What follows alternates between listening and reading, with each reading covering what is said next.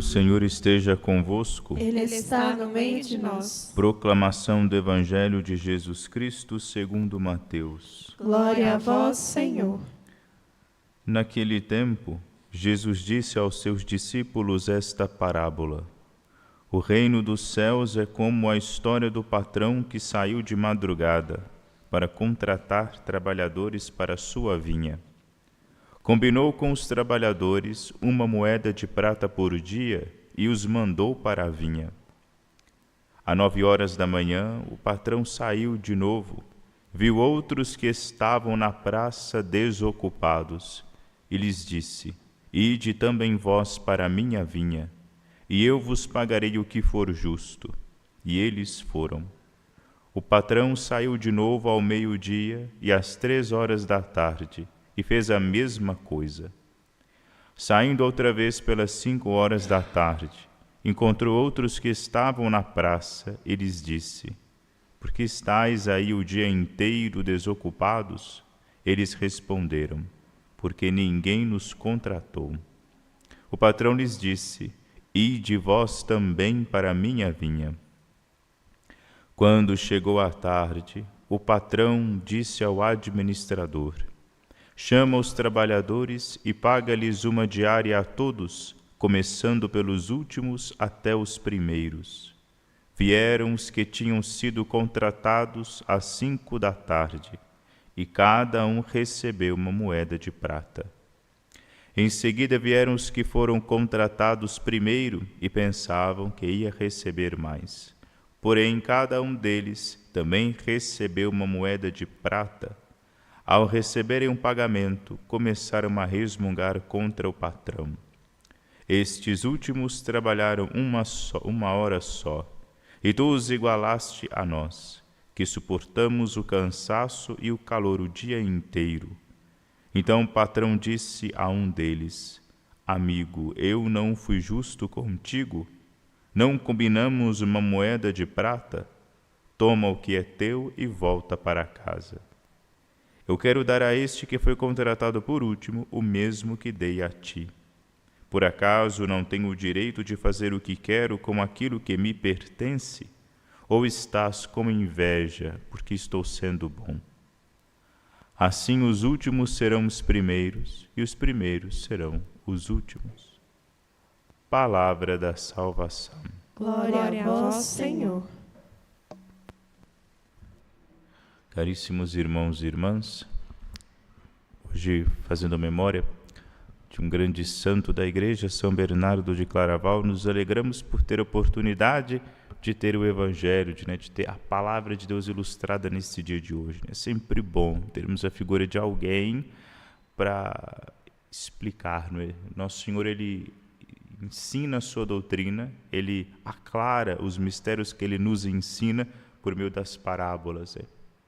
E Ele continua nos aclarando, só que neste tempo Ele o faz por meio dos santos.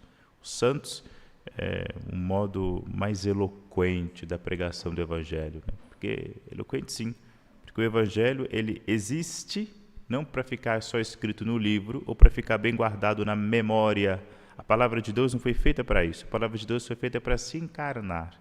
O Verbo de Deus se fez carne e habitou entre nós. Se fez carne no seio da Santíssima Virgem Maria, se fez carne na vida e no coração dos apóstolos e todos os santos, consequentemente. Então, por isso, é bonito, é enriquecedor, é importante fazermos sempre memória, né, dos santos, sobretudo quando a liturgia nos propõe. E na vida de São Bernardo de Claraval, o Evangelho de Nosso Senhor Jesus Cristo grita, né? Ainda mais esse Evangelho que nós acabamos de ouvir, que fala dos trabalhadores da última hora. Nós temos um Senhor, muito rico, claro, evidentemente, que combina um salário com um grupo de trabalhadores, só que saindo ele mesmo, patrão, ele encontra, já caminhando para o fim do expediente, o outro grupo de pessoas desocupadas, ele ainda assim as contrata. E no fim, ele paga aquela mesma quantidade que ele havia acertado com os trabalhadores da primeira hora. Casa com São Bernardo de Claraval, porque São Bernardo de Claraval, muito embora tenha vivido aí já no século XI, né? São Bernardo ele é chamado de o último padre da Igreja. Né? Como assim?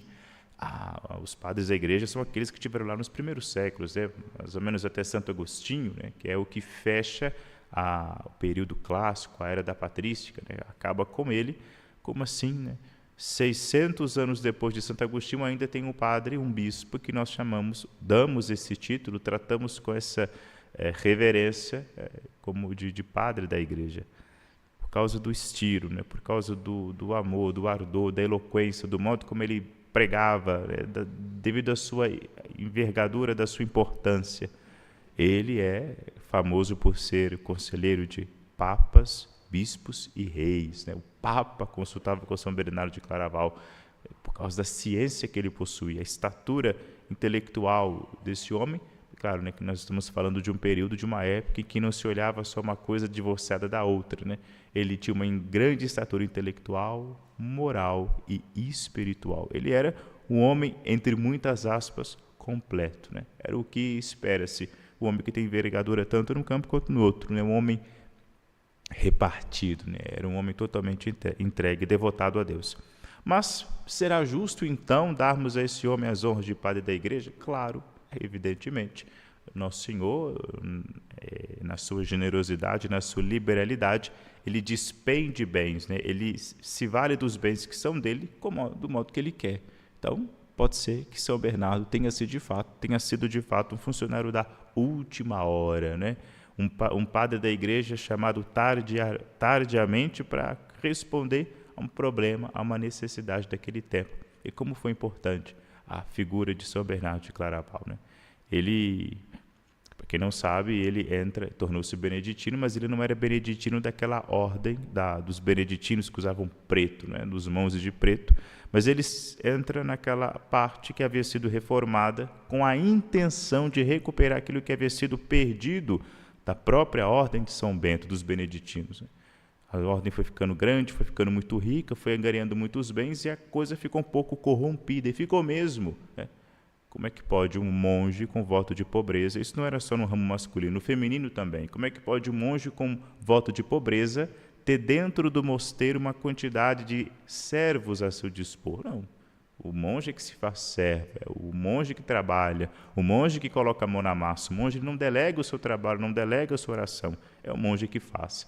Então ele entra numa ordem, numa vertente da ordem beneditina, bem radical, né, que tinha voltado, olha só, né, a gente fala tanto de progresso, de andar para frente nesse nosso mundo. São Bernardo ele volta para uma ordem que estava resgatando aquilo que foi o pensamento de São Bento, que havia se perdido e aplicando naquele tempo, no tempo dele.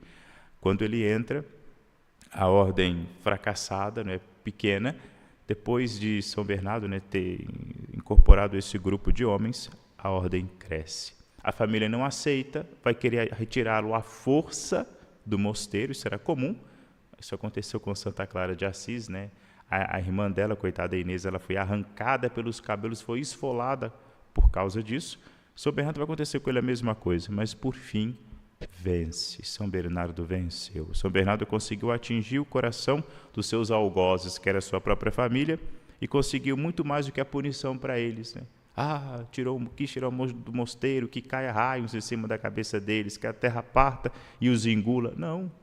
Qual que foi a vingança, vamos dizer? A vingança foi contra Satanás, que certamente os seduziu, que certamente pensava obter vitória por meio da família sobre São Bernardo. Mas a vitória foi de Cristo, porque Bernardo converte os seus irmãos. 4, se eu não me engano, de seus irmãos entram no mosteiro. Os seus amigos que também se opunham, também se convertem e entram na vida religiosa. Aquele mosteiro que estava falido, que tinha poucos monges, na Europa, enquanto ele ainda era vivo, chegou a quase 100, enquanto ele era vivo. E aí perguntamos, que homem grande, que grandiosidade São Bernardo, como que esse homem fez, em que escola que ele estudou, que curso ele fez, como que ele conseguiu essa inteligência, como ele conseguiu essa grandeza? Certamente foi pela família da qual ele nasceu, porque ele é de família nobre. Não, porque ele abriu mão da família, abriu mão do dinheiro, abriu mão da honra, abriu mão dos castelos, de título, de tudo que ele podia abrir mão, abriu mão. Então não é da família. Então de onde vem isso?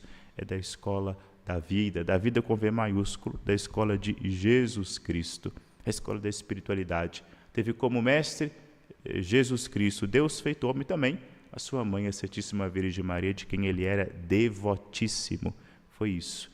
São Bernardo, ele sendo chamado para trabalhar na vinha do Senhor, não importando aquilo, se ele receberia mais ou menos do que aqueles que vieram antes ou virão depois dele. São Bernardo apenas ficou feliz pelo simples fato de ter sido contratado. Não existe outra opção, né? Ou nós estamos na vinha ou estamos desempregados. Não existe outro senhor patrão que possa nos pagar, que possa nos contratar. Ou nós trabalhamos para ele ou nós não trabalhamos. Não tem essas duas coisas. São Bernardo, feliz por ter sido contratado, esmerou-se no seu trabalho, no seu serviço, para conquistar as boas graças do seu Senhor e do seu Deus, né?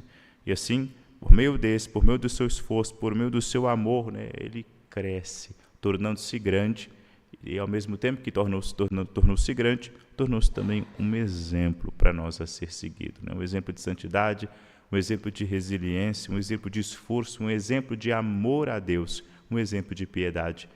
Hoje em dia as pessoas querem opor a teologia à piedade, né? Como se fosse um crime quase um teólogo, um padre, ser devoto da Santíssima Virgem Maria, como é uma senhorinha que usa lenço da cabeça, que mora lá no norte de Minas, né? Tem gente que acha isso impossível, mas como que é impossível? Nós estamos vendo aqui um homem, São Bernardo de Claraval, que aconselhava o Papa e ao mesmo tempo se colocava, se prestava aquelas devoções pequenas, singelas, que brotam não de uma inteligência elevada, mas de um coração genuíno, puro, manso e humilde. A Salve a Rainha é de autoria dele. Lembrai-vos, ó Santíssima Virgem Maria, que nunca se ouviu dizer que algum daqueles que, tendo recorrido à vossa proteção, é dele também.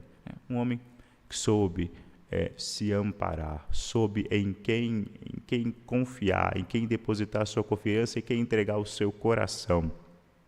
Casto, puro, humilde e inteligente, devoto. Esse é São Bernardo de Claraval, que hoje figura na igreja como estrela luminosa para nos ajudar a iluminar o nosso caminho, nos ajudar a chegar lá, né, no destino, no lugar onde ele chegou, que é o céu, que é a bem-aventurança, que é a santidade. Que assim Deus nos ajude. Glória ao Pai, ao Filho e ao Espírito Santo. Como era no princípio,